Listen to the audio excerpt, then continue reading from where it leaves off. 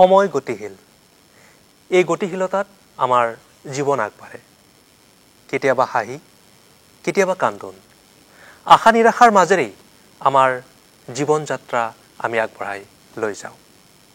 এটা সময়ত হয়তো আমি চাকৰি জীৱনৰ পৰা অৱসৰ লওঁ আৰু সেই অৱসৰী জীৱন বহুতৰ বাবে নিখংগতাৰ এক বেলেগ ধৰণৰ অনুভূতি হয় আৰু বহুতৰ বাবে এক ইতিবাচক নতুন যাত্ৰা আৰু অৱসৰী জীৱন এক সুকীয়া মাদকতা হিচাপে তেওঁলোকে আগবঢ়াই লৈ যায় হয়তো জীৱনবোধক গভীৰভাৱে উপলব্ধি কৰাৰ বাবে শিল্পীয়ে গাইছে শিল্পীয়ে গীত লিখিছে কবিয়ে কবিতা লিখিছে প্ৰিয় দৰ্শক আপোনালোকক আদৰণি জনাইছো বিয়লিৰ আলাপলৈ আপোনালোক নিশ্চয় জ্ঞাত এই অনুষ্ঠানৰ জৰিয়তে আমি কথা পাতো আমাৰ চাকৰি জীৱনৰ পৰা অৱসৰ গ্ৰহণ কৰা বিভিন্ন ক্ষেত্ৰৰ লগত জড়িত ব্যক্তিসকলৰ সৈতে এটি গীত আপোনালোকে নিশ্চয় শুনিছে বহুতে হয়তো শুনা নাই ডক্টৰ বীৰেন্দ্ৰনাথ দত্তদেৱে গাইছে পালুনে নেপালু নুসুধিবা মোক বিচাৰি ফুৰিছো হেই বহুত মোৰ হয়তো আমি বহুতে বিচাৰি ফুৰো আৰু বিচাৰি ফুৰাটোৱে হয়তো জীৱনক এক ইতিবাচক গতি দিয়ে আজি আমি আলাপ কৰিম এগৰাকী বিশেষ ব্যক্তিৰ সৈতে চিনাকি কৰি দিছো তেখেত হৈছে হেমন্ত কুমাৰ বৈদ্য অৱসৰী এছিএছ বিষয়া আপোনাক আদৰণি জনাইছো বৈদ্য ডাঙৰীয়া অসম চৰকাৰৰ যুটীয়া সচিব হিচাপে অৱসৰ গ্ৰহণ কৰিছে তেখেতৰ আন এটি সুপ্ত প্ৰতিভা আছে তেখেত যন্ত্ৰ সংগীতৰ লগত জড়িত এগৰাকী কিবোৰ্ড বাদক সৰুৰে পৰা এক সাংস্কৃতিক পৰিৱেশত ডাঙৰ দীঘল হৈছে আৰু এক সাংস্কৃতিক সত্তা তেখেতৰ ভিতৰত আছে সংস্কৃতিবান মনৰ অধিকাৰী আমি আলাপৰ সমান্তৰালভাৱে তেখেতৰ আঙুলিৰ পৰশত প্ৰাণ পাই উঠা যন্ত্ৰ সংগীত শুনিম আৰু আপোনালোককো শুনাম গতিকে অনুষ্ঠানটি শেষলৈ আপোনালোকে চাই থাকিব বৈদ্য ডাঙৰীয়া প্ৰথমে আপোনাৰ খবৰ কওক কেনে আছে আপুনি খবৰ আছো ভালে আছো মই তুমি বুলিয়ে কম তুমি আগতে অনুমতি দি থৈছা হয় তুমি বুলি ক'ব লাগে গতিকে মই তুমি বুলিয়ে সম্বোধন কৰিম আৰু প্ৰথমতে মই জয় জয়তে আজি এই বিয়লিৰ আলাপ এই শীৰ্ষক অনুষ্ঠানটিলৈ মোক আমন্ত্ৰণ কৰি অনাৰ কাৰণে মই দূৰদৰ্শনৰ সমূহ বিষয়ববীয়াক মোৰ ফালৰ পৰা আন্তৰিক শ্ৰদ্ধা আৰু নমস্কাৰ জনাইছো আপোনাকো আমি কৃতজ্ঞতা জ্ঞাপন কৰিছো আপুনি যদিও অৱসৰ গ্ৰহণ কৰিছে কিন্তু যথেষ্ট ব্যস্ত আমি কথা পাতিম আলাপ কৰিম কিন্তু অনুষ্ঠানটি আমি যন্ত্ৰ সংগীতেৰে আৰম্ভ কৰিব পাৰো নেকি আচ্ছা আপোনাৰ ভাল লগা যিকোনো এটা আমি যন্ত্ৰ সংগীত শুনিব পাৰো নেকি আপোনালোকৰ ইচ্ছা অনুযায়ী আপোনালোকে মাতি আনিছে যেনেকে কয় তেনেকে নিশ্চয় তেলে আমি শুনো হয় হয়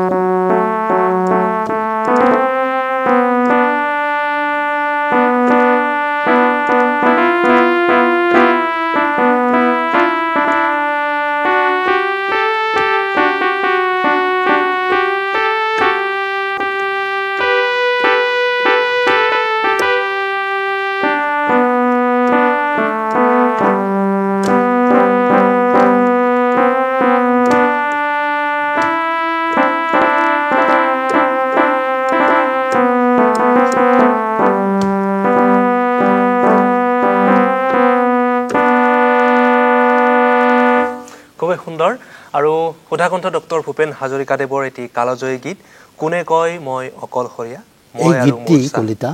এই গীতটি ভূপেন দাই 1965 চনত তেতিয়াৰ কলিকতা চহৰত এই গীতটি ৰচনা কৰিছিল আৰু এই গীতটি তাৰ পিছৰ বছৰত 1966 চনত অসমীয়া কথাছবি লতি ঘটি খুব ভাল হৈছিল খুব জনপ্ৰিয় হৈছিল আৰু ভূপেন দাৰ কথাটো জানেই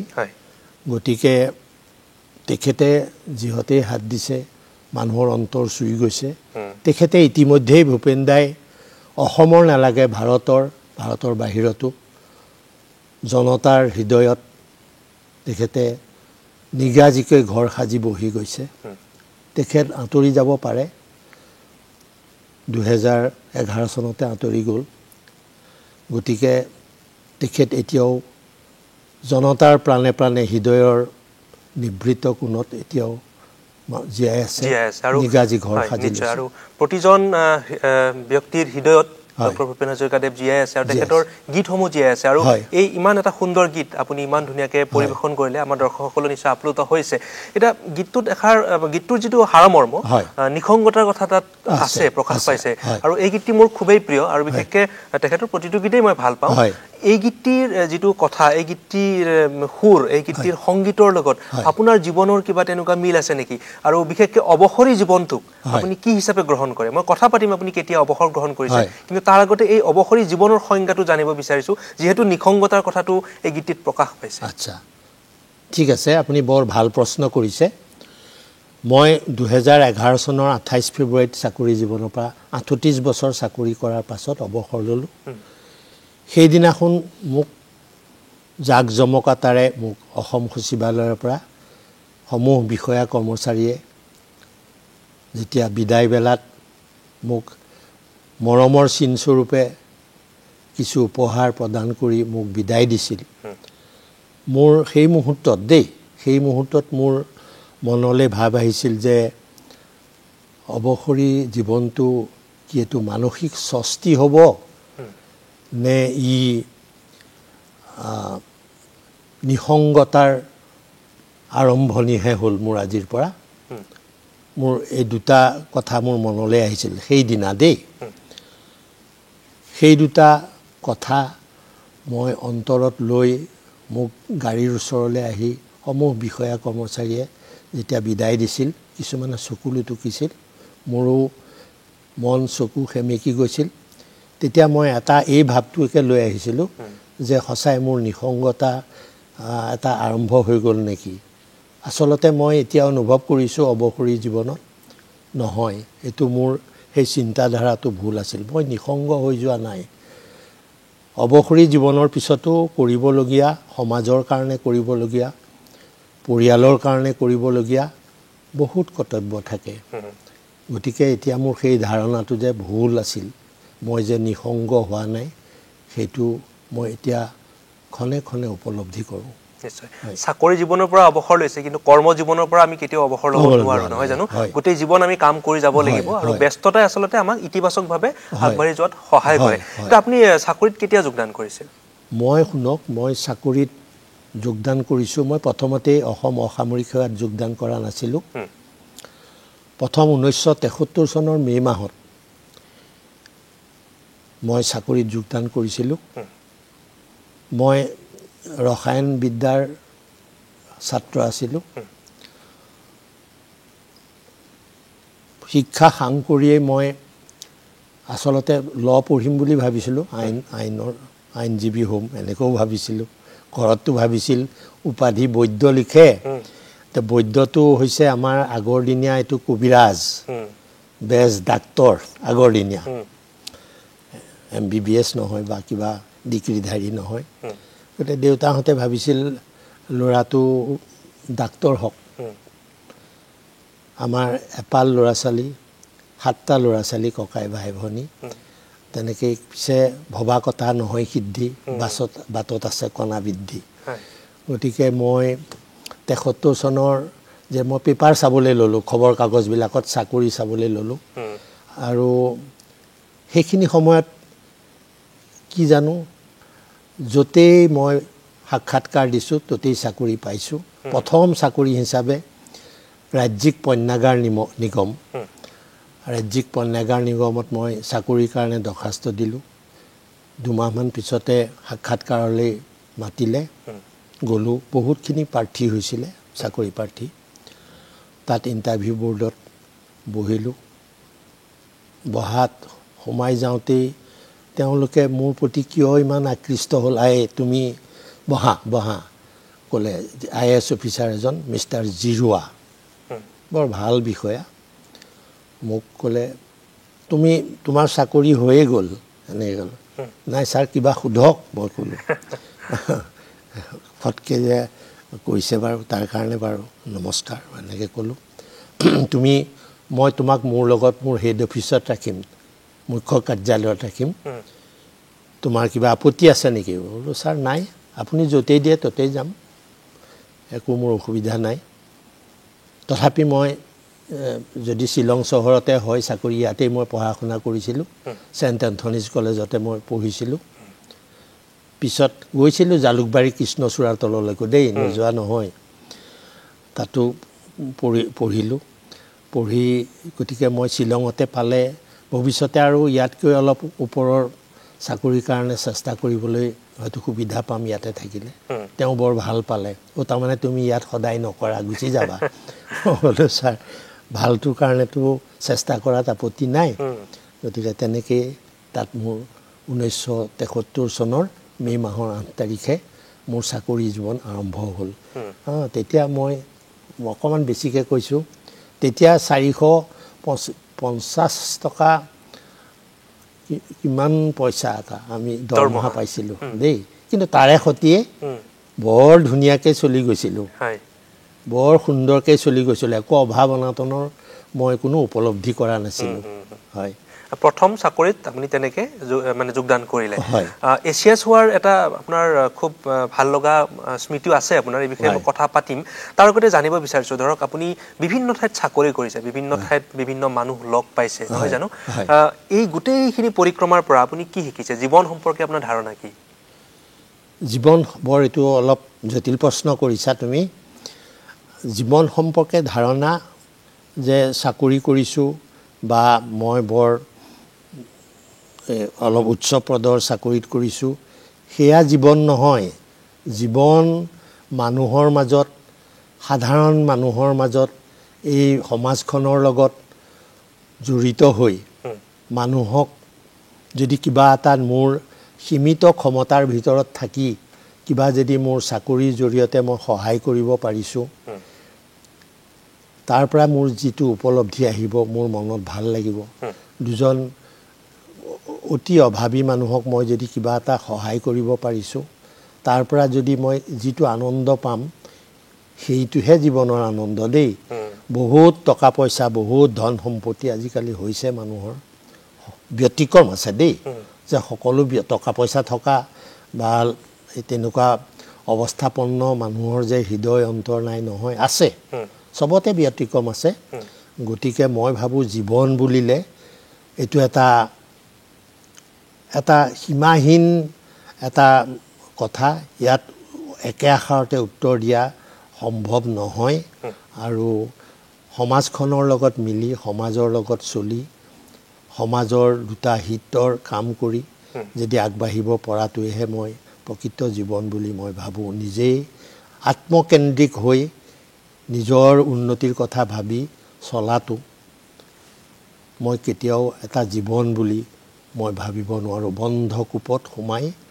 তাতে নিজৰ কথা চিন্তা কৰি অকল পৰিয়ালৰ কথা চিন্তা কৰি চলাটোৱে এটা জীৱন নহয় খুবেই গুৰুত্বপূৰ্ণ আৰু গভীৰ কথা আপুনি কৈছে আমাৰ দৰ্শকসকলে নিশ্চয় উপলব্ধি কৰিছে আপোনাৰ কথাৰ সাৰমৰ্ম আমি যন্ত্ৰ সংগীতৰ মাজলৈ যাম আপুনি সাজু হওক প্ৰিয় দৰ্শক বৈদ্য ডাঙৰীয়া যিখিনি কথা কৈছে জীৱন সম্পৰ্কে সমাজ সম্পৰ্কে এই কথাখিনি সঁচাই উপলব্ধি কৰিবলগীয়া বৰ্তমান সময়ত সমাজ পৰিৱৰ্তনশীল আমি জানো সমাজ পৰিৱৰ্তন হ'বই মানুহৰ চিন্তাধাৰাও সলনি হৈছে কিন্তু আমি সংস্কাৰমুখী হ'বই লাগিব সহনশীল হ'বই লাগিব আমি যদি সহনশীল নহওঁ আমি যদি সংস্কাৰমুখী নহওঁ তেতিয়াহ'লে আমি আমাৰ জীৱনটোক আচলতে উপলুঙা কৰাৰ নিচিনা হয় যিহেতু আমাৰ জীৱনৰ এটা বিশেষ মহত্ব আছে আৰু জীৱনৰ যথেষ্ট গভীৰতা আছে, সেই গভীৰতাক আমি প্ৰত্যেকেই উপলব্ধি কৰিব লাগিব আৰু তেতিয়াহে আমাৰ জীৱনৰ যি মূল্য সেই মূল্য আমি উপলব্ধি কৰি আমাৰ জীৱন সাৰ্থক কৰিব পাৰিম। বৈদ্য ডাঙৰীয়া, আমি যন্ত্ৰ সংগীতৰ মাজলৈ যাম। এতিয়া আমাক কি শুনাব? এইবাৰ মই ভূপেন হাজৰিকা দেৱৰ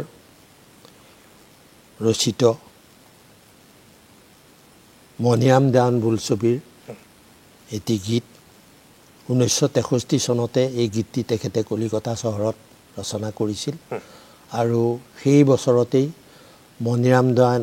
অসমীয়া কথাছবিত তেখেতে এই গীতটি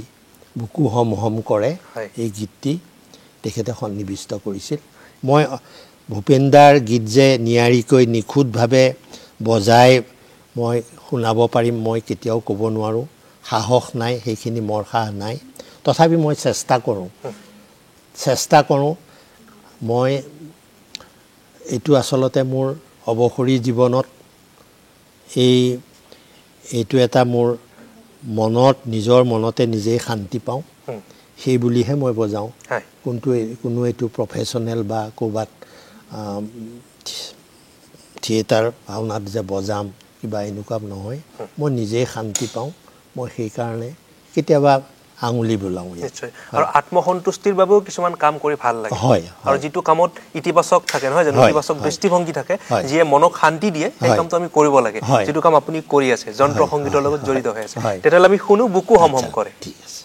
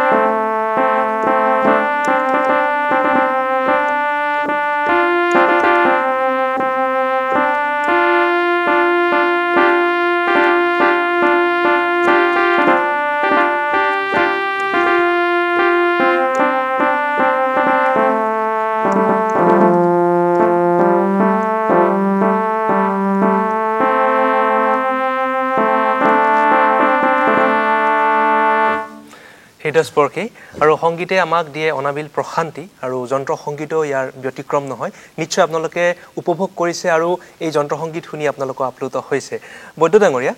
আমি আলাপৰ মাজলৈ আহিছো আকৌ অৱসৰী জীৱনটো বিশেষকৈ আপুনি কৈছে অকমান আগতে যে আমি ইতিবাচক হিচাপে ল'ব লাগে আৰু চাকৰি কৰা সময়ৰ যিখন ৰুটিন থাকে দৈনন্দিন যিখন ৰুটিন থাকে অৱসৰী জীৱনৰ ৰুটিনখনৰ লগত কিছু পৰিমাণে পাৰ্থক্য দেখিবলৈ পোৱা যায় বৰ্তমান আপোনাৰ যিখন জীৱনৰ দৈনন্দিন ৰুটিন কেনেকুৱা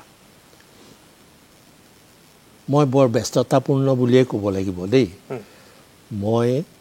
যে অৱসৰ হলো ঘৰৰ ভিতৰতে সোমাই থাকিম তেনেকুৱা নহয় আৰু অলপ কৰ্মময় জীৱন হিচাপে এতিয়াও চলি আছো পুৱা 6:30 বজাৰ ভিতৰত সাধাৰণতে খেতেলি আৰু এই বছৰ এতিয়া ঠাণ্ডা পৰাত অকণমান অলপ এলাহৰ ভাৱটো নহা নহয় দেই আহিছে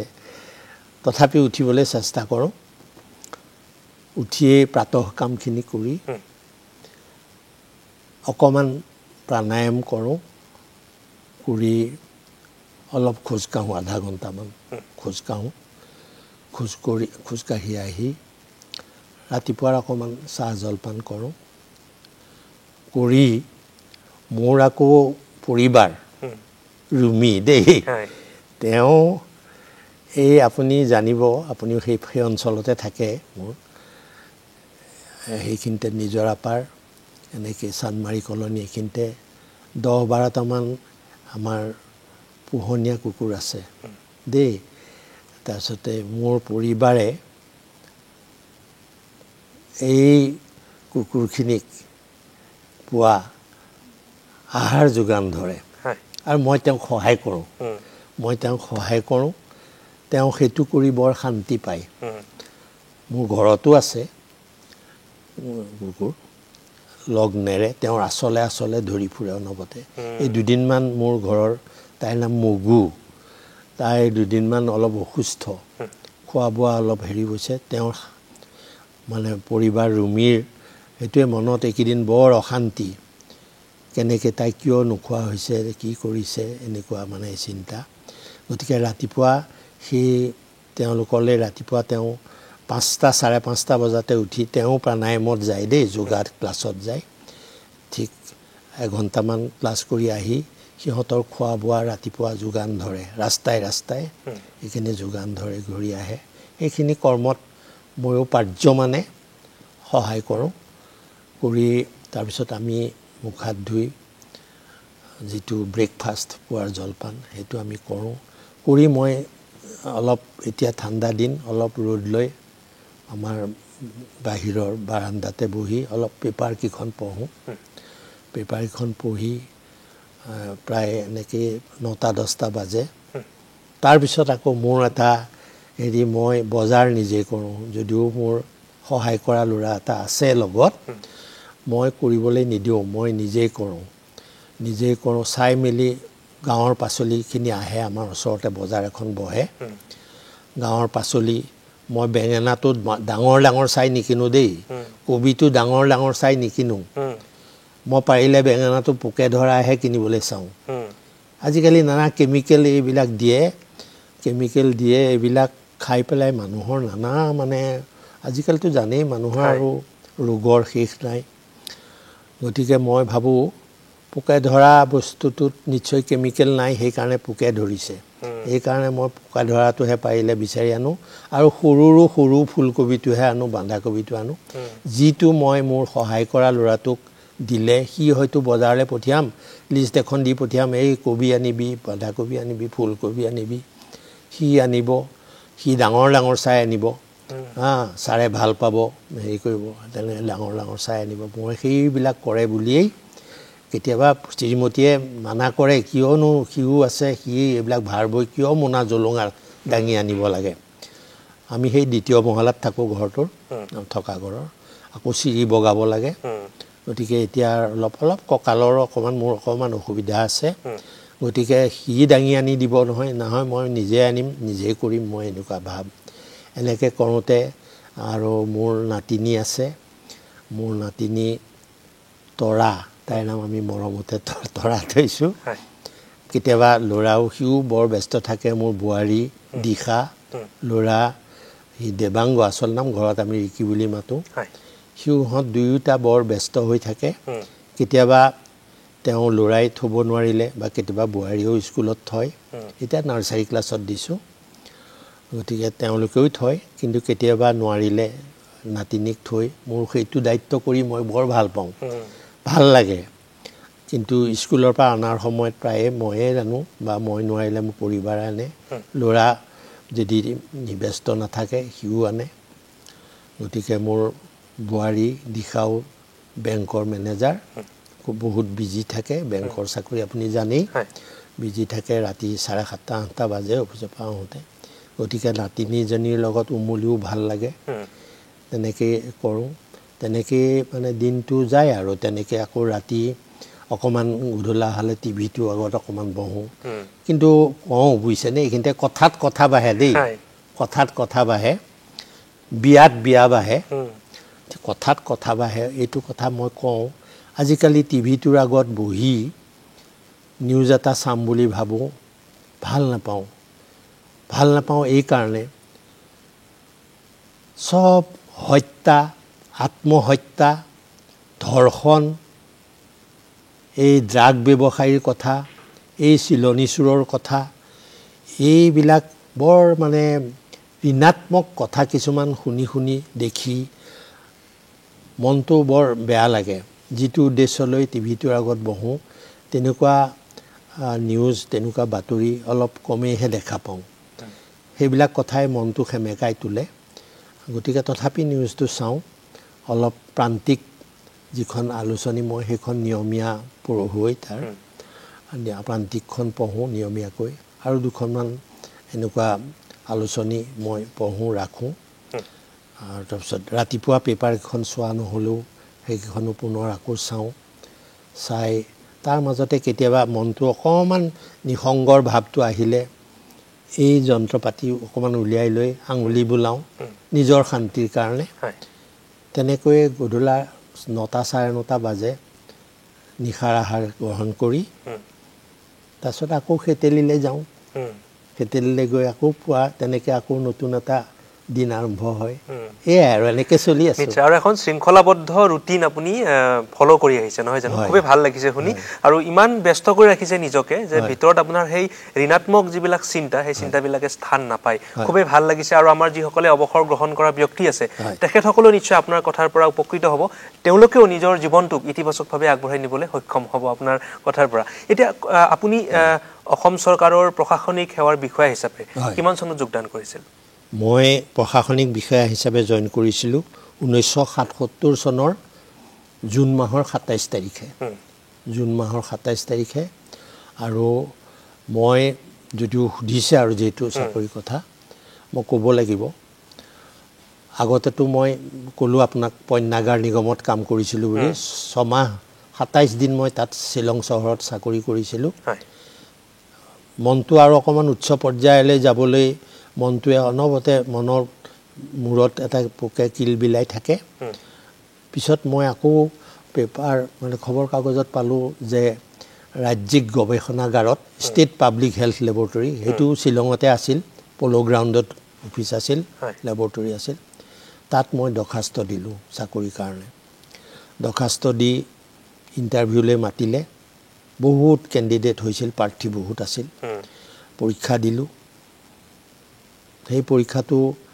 উত্তীৰ্ণ হ'লোঁ উত্তীৰ্ণ হৈ মই কেমিষ্ট হিচাপে ষ্টেট পাব্লিক হেল্থ লেবৰেটৰীত মই 1973 চনৰ ডিচেম্বৰ মাহৰ 6 তাৰিখে শ্বিলং চহৰত মুখ্য লেবৰেটৰীত মই কামত যোগদান কৰিলোঁ ইতিমধ্যে সেইখিনি সময়তেই শ্বিলঙৰ পৰা ৰাজধানী স্থানান্তৰিত হৈ দিছপুৰলৈ আহিছে আমাৰো আমাৰ জনস্বাস্থ্যৰ মানে এই গৱেষণাগাৰটো তেতিয়া গুৱাহাটীলৈ স্থানান্তৰ হ'ল আমিও গুচি আহিলোঁ গুচি আহি ইয়াতে বামুণী মৈদামত নিজা ঘৰ হ'ল অফিচৰ ঘৰ হৈ তাতে চাকৰি কৰিলোঁ কৰি নাই মনৰ ভোক নুগুছে দেখোন মনৰ ভোক নুগুছে নহয় আৰু এটা কিবা মই প্ৰশাসনিক বিষয়া হ'বলৈ মন মেলিলোঁ এই প্ৰশাসনিক বিষয়া হ'বলৈ মন মেলাও আকৌ গুৰিতে আকৌ কথা আছে দেই এটা আপোনাৰ স্মৃতি আছে সেই স্মৃতিৰ বিষয়ে আমি উমান ল'ম কিন্তু তাৰ লগতে আমি যন্ত্ৰ সংগীতৰ মাজলৈ আকৌ যাম আমি আলাপ কৰিম সেই কথাটো আমি আমাৰ দৰ্শকসকলক জনাম কাৰণ প্ৰত্যেক মানুহে যেতিয়া জীৱনত কিবা এটা কৰিব বিচাৰে তেওঁ অনুপ্ৰেৰণা লাভ কৰে নহয় জানো অনুপ্ৰেৰণা পোৱাৰ পাছতহে তেওঁ সেই কামটোৰ প্ৰতি আগ্ৰহী হয় আপুনিও এগৰাকী এছিয়াছ বিষয়া হোৱাৰ আঁৰত কিন্তু এটা অনুপ্ৰেৰণা আছে আপোনাৰ এগৰাকী বিশেষ ব্যক্তিৰ পৰা আপুনি অনুপ্ৰেৰণা লাভ কৰিছিল শৈশৱতে সেই কথাখিনি পাতিম কিন্তু তাৰ আগতে আমি আকৌ যন্ত্ৰ সংগীত শুনো বাৰু এবাৰ কোনটো শুনাব আমাক এবাৰ মই ভূপেন হাজৰিকা দেৱৰে এটি গীত ভূপেন হাজৰিকাৰ গীতবিলাকত বহুত ভাগ আছে দেই জাতিক সজাগ কৰি তোলা গান তেখেতে বহুত লিখিছে প্ৰেমৰ গীত বহুতে লিখিছে কোন দিশত তেখেতে গীত লিখা নাই কোন দিশত তেখেতে গীত লিখা নাই তাৰে আজি প্ৰেমৰ গীত এটা তেখেতৰ মই অকণমান চেষ্টা কৰোঁ গতিকে মোক চেষ্টা কৰিব লাগিব হয়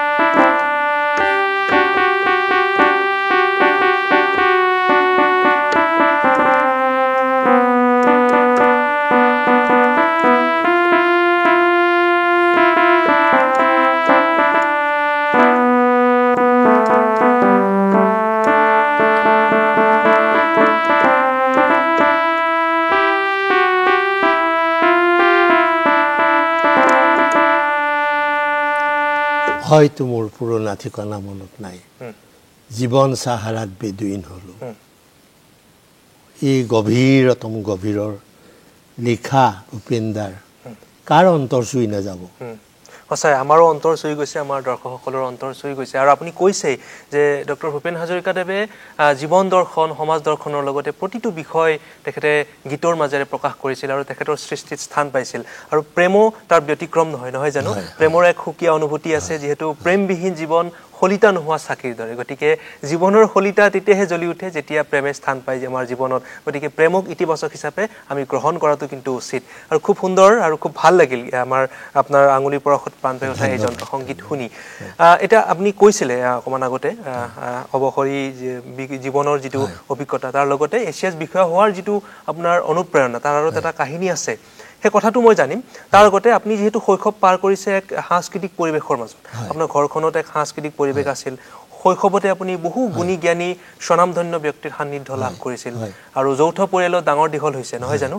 সৰুৰে পৰা আপোনাৰ পিতৃ মাতৃৰ পৰা যথেষ্ট আপুনি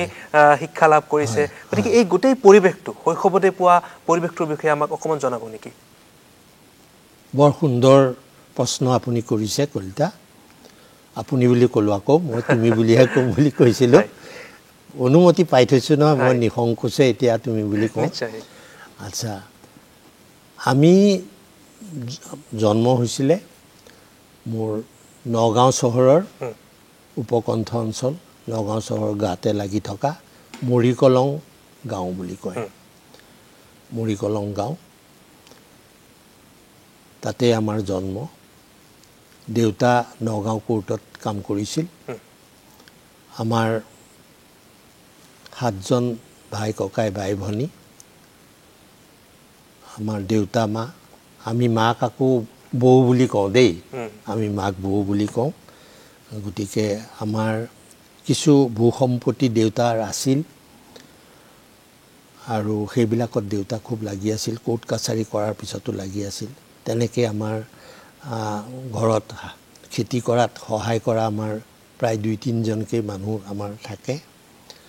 গতিকে এনেকৈ আমাৰ প্ৰায় 14-15টা আমাৰ পৰিয়ালৰ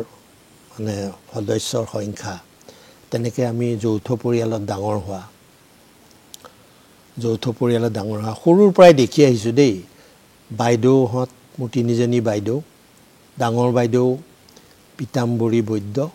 ঢুকাইছে আজি 4 বছৰ আগতে সৰু বাইদেউ প্ৰেমী বৈদ্য সেই বাইদেউ ঢুকাইছে আজি হ'ল 6-7 বছৰ হ'ল সৰু বাইদেউ বনলতা বৈদ্য আপুনি জানিব ময়ূৰ বৰা আপুনি হয়তো জানে তেওঁৰ মাক এয়া মোৰ বাইদেউ হয় সেই 3জনী বাইদেউ আমি বাইদেউ 3জনীকে হেৰুৱাইছোঁ আমি ল'ৰা 4জন মই অকমান ঘৰৰ কথা কৈছোঁ ল'ৰা 4জন ডাঙৰ দাদা টংকেশ্বৰ বৈদ্য তেওঁ কৃষি বিভাগত চাকৰিয়াল আছিল এতিয়া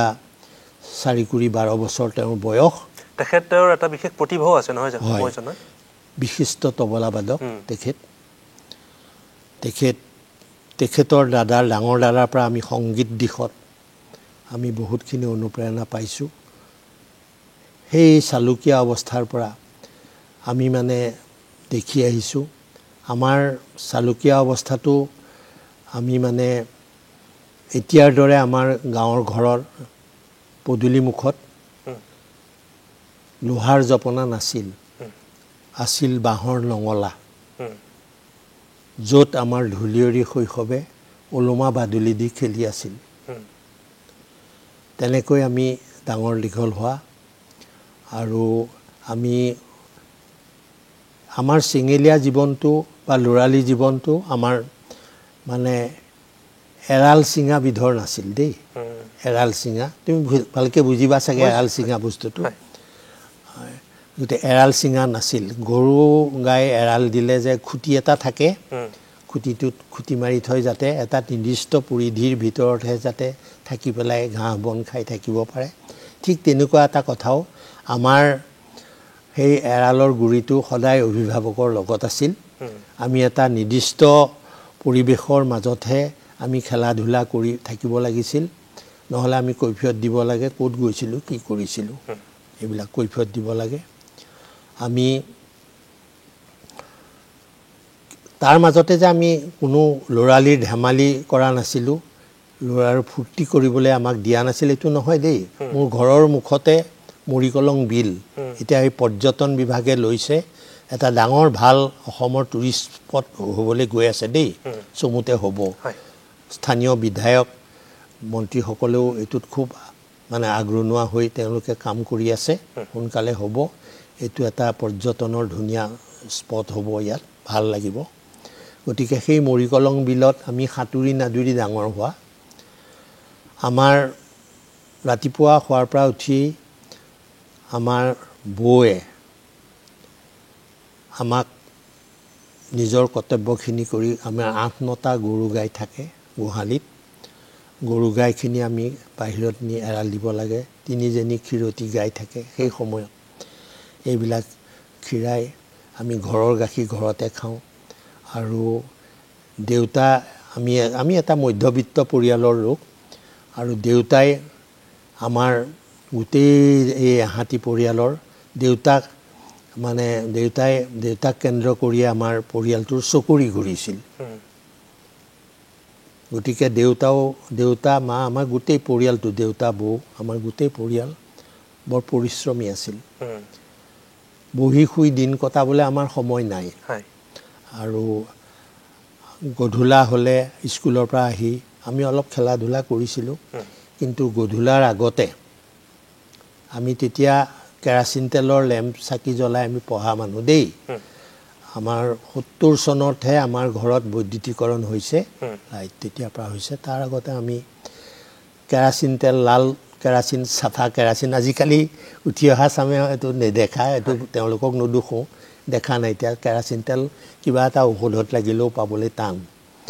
তেতিয়া আমি লাল কেৰাচিন চাফা কেৰাচিন বটলত আনিবলৈ যাওঁ আচ্ছা যি কি নহওক এনে খেলা ধূলা কৰি স্কুলৰ পৰা আহিও আমি এই গধূলা হ'লে আমি ঘৰ সোমাব লাগিব আমি তেতিয়া খৰম পিন্ধিছিলোঁ শিমলু কাঠৰ খৰম হাৱাই চেণ্ডেল নাই দেই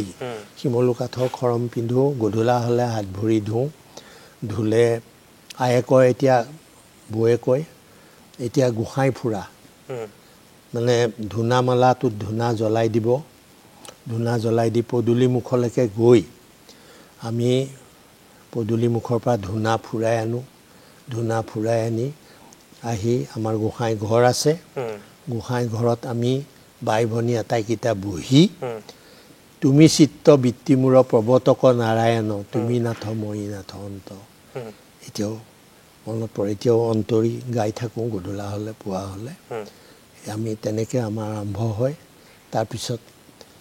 তেতিয়াতো বিচনীৰেহে বিচা গৰম দিনত বিচনীৰে বিচি আয়ে বৌয়ে মাজে মাজে আহি আমি পঢ়া টেবুলত আমি বহিম চাহ জলপান দিব ঠাণ্ডা দিন হ'লে এৰীয়া কাপোৰখন গাত মেৰাই লৈ আমি পঢ়িবলৈ লাগি যাম দেউতাই ক'ব এটাই অংক কৰ এটাইকেইটাই পঢ়িলে ইটোৰো ডিষ্টাৰ্ব হ'ব সিটোৰো অসুবিধা হ'ব সিটোৰো অসুবিধা হ'ব এটাই অংক কৰ এটাই লিখা পঢ়া কৰ ইটোৰ সিটো দিগদাৰ নোহোৱাকৈ দেই তেনেকৈ আমি পঢ়া শুনা কৰি ডাঙৰ হোৱা দেই আৰু যেনেকৈ বাইদেৱে বা দাদাহঁতে মই ঘৰৰ নুমলীয়া আছিলোঁ দেই ঘৰৰ পেট মোচা বুলি কয় মোৰ আকৌ জন্ম সেইটোও ৰহস্য দেই মোৰ জন্ম ঘৰৰ চোতালৰ আগৰ ঢেঁকীশালত তেতিয়া সন্তান সম্ভৱা মাতৃও যে আজিৰ নিচিনাকৈ বহি শুই কটাব এইটো নহয় দেই ঢেঁকী দুলি সমস্ত ঘৰৰ কাম কৰি থাকে কেঁচুৱা জন্ম হোৱাৰ দিনলৈকে তে ময়ো এটা তাৰ মানে চাক্ষুষ প্ৰমাণ ময়ো সেই ঘৰৰ চোতালৰ আগত আমাৰ ঢেঁকী ঘৰ আছে মই বোলে তাতে জন্ম হোৱা ঢেঁকী ঘৰতে জন্ম হোৱা গাটো চাগে অসুখ লাগিলে আৰু হ'ল আৰু তাতে তেতিয়া আৰু তেনেকৈয়ে জন্ম হ'লোঁ কৈছোঁ আৰু ওলাইছে কাৰণে কথাত কথা বাঢ়ে বুলি কৈছোঁ ন সেই তেনেকৈ হ'লোঁ হৈ মেলি পঢ়া শুনা কৰিলোঁ তাৰপিছতে অলপ চালুকীয়া হৈ আহোঁতেই স্কুলত দিলে সদৰ মজলীয়া স্কুলত দিলে তেতিয়া আকৌ বয়স বয়সটো আকৌ এনেই জন্মৰ দিন আকৌ মোক জন্ম স্কুলৰ হেড পণ্ডিতৰ ওচৰত লৈ গ'ল ল'ৰাটো বৰ সৰু হৈ আছে ইয়াৰ বয়সটো জন্মৰ তাৰিখটো এই যেতিয়াতো বাৰ্থ চাৰ্টিফিকেট নাই নহয় জন্মৰ প্ৰমাণ পত্ৰ নাই আজিকালি জন্মৰ আচল অৰিজিনেল ভাল নিৰ্ভৰযোগ্য প্ৰমাণ পত্ৰ নহ'লে কৰ্তৃত্বশীল বিষয়ে প্ৰমাণ পত্ৰ নিদিলে আজিকালি স্কুলত এডমিশ্যন নিদিয়ে ভালেই এইটোৱে ভাল তেতিয়াতো এইবিলাক নাছিল এইবিলাক প্ৰথা নাছিল তেতিয়া দেউতাই ক'লে নহয় তাৰ সি আমুক চনতহে জন্ম এই এনেকুৱা কৈছে নহয় এতিয়াতো তেতিয়াহ'লে বৰ বয়স কম হৈ থাকে স্কুলত দিব নোৱাৰি আৰু অলপ বঢ়াই দিওঁ মানে যদি 4 বছৰ হৈছিল 6 বছৰমান কৰি হেড পণ্ডিতৰ দিয়া নিয়ম কিন্তু দেউতাই নেমানিলে বোলে আগলৈ দিগদাৰ হ'ব বয়স বাঢ়ি যাব এইবিলাক সেইমতে হেড পণ্ডিতৰ মতে নহ'ল আৰু কামটো সেইমতে আহি এতিয়া মই 3 কুৰি 15 বছৰত ভৰি দিলোঁ কিন্তু আপোনাৰ জন্ম তিথি দুটা মানে এতিয়া তিথি দুটা কিন্তু যিটো মানে আচল জন্মৰ তাৰিখ সেইমতেই মোৰ এতিয়া চাকৰিৰ পৰাও মই ৰিটায়াৰ কৰিছোঁ অৱসৰ গ্ৰহণ কৰিছোঁ আপোনাৰ কথাৰ পৰা মই এটা কথা অনুমান কৰিছোঁ আপুনি শৈশৱতে আপোনাৰ বৌ আৰু দেউতাৰ পৰা যথেষ্ট সংস্কাৰ লাভ কৰিছিল শিক্ষা লাভ কৰিছিল আৰু তাৰ পৰা আপোনাৰ কৰ্মচেতনাও জাগ্ৰত হৈছিল আৰু শিল্পসুলভ সত্তাটো আপুনি সাংস্কৃতিক যেহেতু পৰিৱেশত ডাঙৰ দীঘল হৈছে তাৰ পৰাই লাভ কৰিছিল এটা শৈশৱতে যেতিয়া আপুনি স্কুলত পঢ়ি আছিলে তেতিয়াই কিন্তু এগৰাকী বিশেষ ব্যক্তিক লগ পাইছিল আৰু সেই ব্যক্তিগৰাকীৰ পৰাই আপুনি এছিয়াছ বিষয়া হোৱাৰ কিন্তু অনুপ্ৰেৰণা লাভ কৰিছিল এই কথাখিনি সুধিছিলে হয় আমি মানে আমাৰ সেই চুবুৰীটো মৰিকলং বকুলতল বুলি কয় দুজোপা বকুল গছ আছে তাতে আমি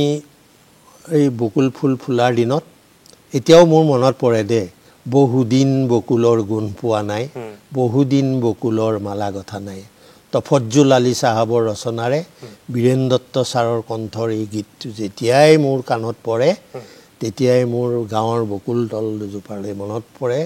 সেই শৈশৱ কাললৈ মনত পৰে তাত আমি কুচুপাত দুটা লৈ মোৰ লগৰীয়া এজনৰ সৈতে আমি শেৱালি ফুল বকুল ফুল বুটলোঁ মালা গাঁঠি স্কুলত আমাৰ পাঠদান কৰা শিক্ষকক আমি দিওঁ সদায় এডাল বকুল ফুলৰ মালা দিওঁ আচ্ছা সেই বকুল ফুলৰ মালাটো তেনেকেই আমি সেই বকুলতল নামঘৰ সেই নামঘৰতে মানে আমি গুণগান শুনিছোঁ যে ইয়ালৈ যে মাটিৰ হাকিম আহিব অহা দেওবাৰে সেই তেতিয়া কৈছিল অহা দেওবাৰে গাঁওবুঢ়া মোজাদাৰ এওঁলোকে কৈছে চব মানুহৰ যি মাটিৰ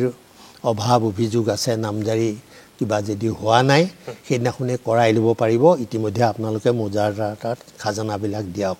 গতিকে মাটি বাৰীৰ লগত সম্বন্ধ থকা আমাৰো ভূ সম্পত্তি অলপ আছিল বুলি মই দেউতাৰ দিনৰ এতিয়াও আছে আমি 9 বিঘা মাটিৰ এখন বাৰীত আমাৰ 4জন ভাই ককাই আমি থাকোঁ গতিকে আমাৰ মাটি বাৰীৰ লগত সম্পৰ্ক মানে মাটিৰ হাকিমৰ কথাটো আহি যায় গতিকে আমি দেউতাহঁতৰ মুখতো সৰুৰ পৰাই ঠাণ্ডা দিনত জুইশালত বহি দেউতাই কয় এই কালিলৈ বোলে আমাৰ ইয়ালৈ মাটিৰ হাকিম আহিব দেই এনেকুৱা তাৰপিছতে আমি আৰু এইবিলাক শুনি থাকি এই নামঘৰলৈ আহিল সেই দেওবাৰটো আহিল তাৰপিছত গোটেই গাঁৱৰ ৰাইজ গোট খাইছে মাটিৰ হাকিম আহিব বুলি এই গাঁওবুঢ়াৰ ঘৰৰ পৰা চকী মেজ এইবিলাক নিছে ভালকৈ চাফা কৰি তাত টেবুল ক্লথ পাৰিছে পানী গিলাচ এটা থৈছে এইবিলাক অন্তৰত ছবিখন আহে দেই এইবিলাক কথাই মানে অন্তৰত ছবি আঁকি যায় তাৰপিছতে এনেকৈ ভাবি বোলো কোনজননো আহিব ইমান ডাঙৰ মানুহ আহিবনে আজি তাৰপিছতে এনেকৈ থাকোঁতে আৰু মানুহৰ মাজত মানে অলপ গুণা কথা মানে অলপ মানে হেৰি এটা উদুলি এটা হৈছে হৈ পেলাই আহি পুৰণি এখন হেৰাল গাড়ী পিছতহে গম পাইছোঁ হেৰাল সেই হেৰাল গাড়ী এখনৰ পৰা ধুনীয়া পকা ঠেকেৰা নিচিনা চেহেৰা ৰঙা বগা তেওঁ পিছতহে গম পাইছোঁ তেওঁ মিজু সম্প্ৰদায়ৰ মানুহ আছিল দেই বিষয়া এজন মিজু সম্প্ৰদায়ৰ মানুহ একেবাৰে নামি আহিছে পিন্ধনত ক'লা পেণ্ট বগা চাৰ্ট আৰু ৰঙা টাই এডাল যেনে চেহেৰা তেনে তেওঁৰ সাজ সজ্জা গৰু গম্ভীৰভাৱে আহিছে আহি বহিল আহি তেওঁক বহিবলৈ তেওঁ আসন গ্ৰহণ কৰিলে তাৰপিছত ৰাইজৰ লগত চিনাকি হ'ল কাৰ কি অসুবিধা আছে এইবিলাক শুনিলে তাৰপিছতে মণ্ডল কানানগুৱে এই চিঠা বহি মেপ আদি মোকলাই ক'লে নাম গাই গ'ল যাৰ উত্তৰাধিকাৰী সূত্ৰে ধৰি লওক পতাদাৰ ঢুকাইছে বাকী যোন ৱাৰিছ থাকে তেওঁলোকলৈ নামজাৰি কৰিলে এইবিলাক কৰি মেলি তেওঁ আৰু কিবা অভাৱ অভিযোগ আছে নেকি খবৰ ল'লে খবৰ লৈ ইতিমধ্যে তেওঁ ৰাস্তাত গাড়ীখন ৰখাই থোৱা আছে মোৰ আৰু এজন লগৰ সি অলপ মানে আমি অলপ ঠাণ্ডা প্ৰকৃতিৰ আছিলোঁ বুলি এতিয়াও কয় আমি বোলে সৰুতে বৰ ঠাণ্ডা প্ৰকৃতিৰ আছিলোঁ ই অলপ উদ্ভণ্ডলীয়া লগৰীয়াটো এই ব'ল আমি গাড়ীত উঠোঁগৈ হাকিমৰ গাড়ীখন চাওঁগৈ ব'ল গ'লোঁ হাকিমৰ গাড়ীৰ ওচৰলৈ যোৱাত তাৰপিছতে ড্ৰাইভাৰটোৰ লগত আমি অলপ বন্ধুত্ব পাতি ল'লোঁ দেই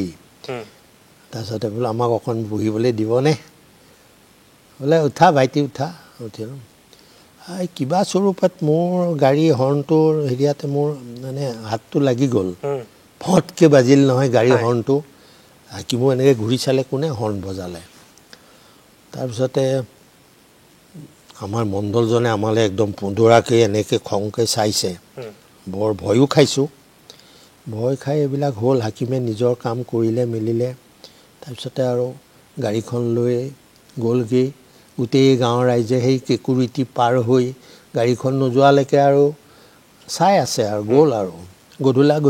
জোহালে ঘৰৰ হাকিমৰ কথা কাৰ মাটি নামজাৰি হ'ল নহ'ল কিছুমান আকৌ অসুবিধা থকা কাম আকৌ কোৰ্টতহে হ'ব গাঁৱত নহ'ব স্বজমিনতে নহয় গুচি গ'ল মোৰ মনত মানে এটা এইটো খেলাই থাকিলে হাকিমজন বৰ ডাঙৰ মানুহ দেই ক'ত বহে বাৰু দেউতাকে সুধিমচোন কোৰ্টতে বহে এনেকুৱা এদিন এই শুকুৰবাৰে আমাৰ এঘণ্টা লেজাৰ হয় পঢ়াশালীৰ এঘণ্টা লেজাৰত আৰু মোৰ আৰু লগৰীয়াজন ব'লচোন আমি হাকিমজন ক'ত বহে চাওঁগৈ তাৰপিছত গ'লোঁ আৰু গৈ কোৰ্টৰ কাছাৰী বাকৰিত পাইছোঁ কাছাৰী বাকৰিতো আৰু বিভিন্ন ধৰণৰ এই সাপ খেলা বান্দৰ খেলা এইবিলাক চলি আছে ৰঙা পইচা বগা কৰা হুঁচেল বজাই একদম বাজি মানুহ মাহঁতে গোট খাই থাকে এইবিলাক চাই মেলি আৰু আহিলোঁ আহি পেলাই দেখিলোঁ লিখা আছে উপপতি সমাহৰ্তাৰ কাৰ্যালয় SDC উপপতি সমাহৰ্তা কয় এতিয়া আজিকালি চাৰ্কুল অফিচাৰ কিবা হ'ল আৰু এইবিলাক তাৰপিছতে গ'লোঁ তেওঁ খিৰিকীৰে আমাক দেখিলে দেই দেখিছে এই দুটা ল'ৰাটো সেইদিনাখন পাইছিলোঁ মৰিকলঙলৈ যাওঁতে তেওঁ যিজন চাপৰাচী তাক পঠিয়াই দিলে আহি আমাৰ এই তোমালোক দুটাক আমাৰ হাকিমে মাতিছে তাৰপিছতে আমি আৰু বৰ যদিও চাম বুলি গৈছিলোঁ এতিয়া ভয় খালোঁ যেতিয়াই মাতিছে বুলি কয় গ'লোঁ দুইটা এই পাংখাৱালাই এনেকৈ পাংখা মাৰি আছে আৰু তেওঁ বহি তলমুখে কাম কৰি আছে এনেকৈ চকু তুলি চালে তোমালোকক চিনি পাইছোঁ নহয় তোমালোকে যে সেইদিনাখন মোৰ গাড়ী হৰ্ণ বজাইছিলা নহয় জানো একেবাৰে ঠোঁট চেলেকি হয় ছাৰ বহা ক'লৈ আহিলা ছাৰ আপোনাক চাবলৈ আহিছিলোঁ তেওঁ বৰ ৰগৰ পালে দেই ৰগৰ পালে এতিয়া যে ইয়াত কোৰ্টৰ বাকৰিত ঘূৰি ফুৰিছাহি কিয় স্কুল নাই বোলো আছে এঘণ্টা লেজাৰ সেইকাৰণে আহিছোঁ আচ্ছা বহিলোঁ বহি পেলাই এই চাহ খাব বোলো নাই আমাৰ ঘৰত চাহ খাবলৈ নিদিয়ে নহয় আমি ক্লাছ 9-10লৈকে চাহ খাই পোৱা নাই দেই সেই বিশেষ দিনটোত যেহেতু আপুনি তেখেতক লগ পালে লগ পোৱাৰ পিছতে তেখেতে আপোনাক অনুপ্ৰেৰণা দিছিলে কৈছিলে তুমি ডাঙৰ মানুহ হ'বা তোমাৰ আৰু সেই অনুপ্ৰেৰণাৰ পৰা আপুনি উৎসাহ পাই আপুনি পিছৰ পৰ্যায়ত এছিয়াছ বিষয়া হিচাপে কাৰ্যনিৰ্বাহ সামৰিলে বহুত ভাল লাগিল বৈদ্য ডাঙৰীয়া আমি বহুখিনি কথা পাতিলোঁ আপোনাৰ জীৱনৰ বিষয়ে আপোনাৰ অভিজ্ঞতাৰ বিষয়ে আপোনাৰ যন্ত্ৰসংগীত শুনিলোঁ আমাৰ যিহেতু সময় কমি আহিছে গতিকে আমি অনুষ্ঠানৰ পৰা বিদায় ল'ব লাগিব আপোনাৰ সুস্বাস্থ্য আমি কামনা কৰিছোঁ দীৰ্ঘায়ু কামনা কৰিছোঁ আপুনি এনেদৰে আগবাঢ়ি যাওক আপোনাৰ সপোনবোৰ পূৰ হওক আপোনাৰ লক্ষ্যবোৰ পূৰ হওক তাকে আমি আশা কৰিছোঁ আৰু আজি এই অনুষ্ঠানৰ পৰা আমি বিদায় লৈছোঁ আপোনাক বহুত ধন্যবাদ জনাইছোঁ প্ৰিয় দৰ্শক আমি বহুখিনি কথা পাতিলোঁ আমি বিয়লিৰ আলাপৰ পৰৱৰ্তী খণ্ডত আন এগৰাকী অতিথিৰ সৈতে আলাপ কৰিম আপোনালোকে চাই থাকিব আমাৰ অনুষ্ঠান DD অসম ধন্যবাদ নমস্কাৰ